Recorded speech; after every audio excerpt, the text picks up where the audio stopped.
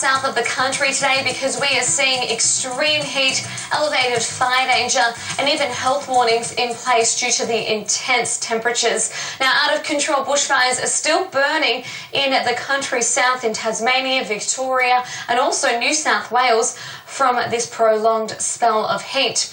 Now, the skies were alight in the Sydney region on Monday night. This is what high cloud produced for the harbour city. We had a gorgeous sunset, and today we'll see a bit of cloud cover lingering for you in eastern New South Wales. Canberra still searing on 37 degrees. Another hot, dry day ahead for much of southern Australia as a heat wave continues. The west is seeing a low pressure system develop, which means unseasonable showers and thunderstorms for southwest WA. We have a burst of the monsoon trough, and southeast Queensland settled and dry. The tropics a different story, though. This is what it was looking like in Cairns in the last 24 hours in terms of rainfall. Well, Lockhart River in Queensland had 10 millimetres in 10 minutes at just 8:30 on Monday evening. Showers and thunderstorms continuing for tropical Queensland, dry elsewhere, and intense heat continues for the far west of the state. We are up to day 28 for places like Cloncurry, reaching above 40 degrees. So another scorcher on the way for you in Queensland and through northwest parts of New South Wales. Bourke, day 14 of above 40 degrees. We are also seeing Canberra still in a heat wave. A bit of cloud cover and stormy clouds there in Dubbo on Monday. We did have showers and thunderstorms hit the ranges on Monday evening. As a result, 21 millimetres fell in just 10 minutes at Richmond. We also saw 5 millimetres in 10 minutes at Glen Innes. The forecast for New South Wales today, the chance of showers and thunderstorms over the eastern half of the state, more likely about the northern ranges. Intense heat is continuing through much of the state, and for you in Bendigo, 40 degrees is the top in Victoria. Today we are seeing an absolute scorcher once again through the north and through inland regions. Now, over 50 bushfires are burning in Victoria, so very hot weather through inland regions. Not an ideal day for our firefighters. It's cooler by the coastline with the influence of sea breezes. Now, out of control bushfires are still burning right across Tasmania. We have over 50 bushfires now burning. We've actually had firefighters flown in from overseas to help combat these conditions. In terms of the weather for today, it's dry until showers develop about the west and far south this afternoon and evening. Hot about the eastern half of the state with west to northwesterly winds. Afternoon sea breezes for the east coast, but we have very high fire danger for the north, central and east. Severe fire danger has been forecast right across parts of the state as well.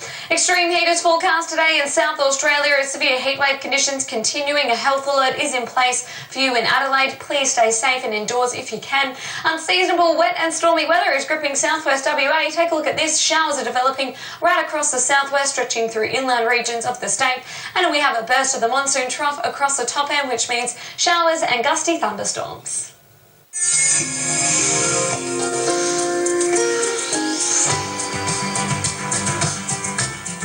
Yesterday, fires ramped up across Tasmania, but we've got a very live and real fire threat in coming days. It's going to be across today, tomorrow and into Friday as well for Tasmania. But it's not just Tasmania, it's right across southeastern Australia with more than 200 fires burning across Tasmania, Victoria, South Australia and New South Wales combined.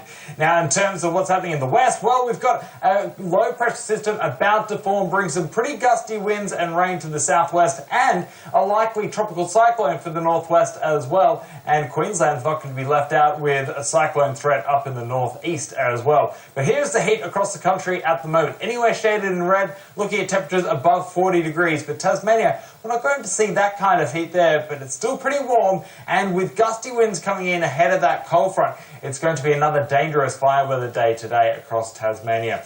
We'll still see some gusty winds on Wednesday, especially in the morning as that cool change rips on through, but then we'll also see cooler weather developing into Wednesday. But that heat, it's definitely returning. Let's have a look. Across South Australia, you've got 45-degree temperatures likely across a huge area, that darker shading of red there, and then the winds will ramp up into Friday right across southeastern Australia. So central parts of Victoria, western New South Wales and Tasmania in particular will see gusty winds and a peak in temperatures. Very hot weather coming on through. This is probably the most dangerous fire weather day we've seen so far this this summer across southeastern Australia. Then into Saturday, that cool change will continue sweeping on through across the southeast, but for places like Sydney, that cool change is not really all that guaranteed. We might see a couple of weak changes coming through on Saturday and Sunday, but they still look like they're going to be pretty hot, especially for western suburbs, and that cool change is not really going to impact northwestern New South Wales or southern parts of Queensland, where it's going to remain very hot. In the west, this is where we've got our low pressure system forming in the next couple of days. So late today into tomorrow, we'll see wild winds across southwestern WA and also some areas of heavy rain as well. So likely to see a severe weather warning in place for that system. Up in the northwest, we've got a tropical cyclone likely to form by the end of the working week. Exactly where it makes landfall or how strong it is as it does so, there's a lot of uncertainty, but the system does look like it's going to intensify fairly rapidly in coming days. Finally, up in the Queensland tropics, we've also got the threat of a tropical cyclone, but this system looks like it's going to be forming quite close to the Queensland Cape York Peninsula, and therefore it's not going to become as strong as it could otherwise, but regardless, it's going to bring a lot of heavy rain.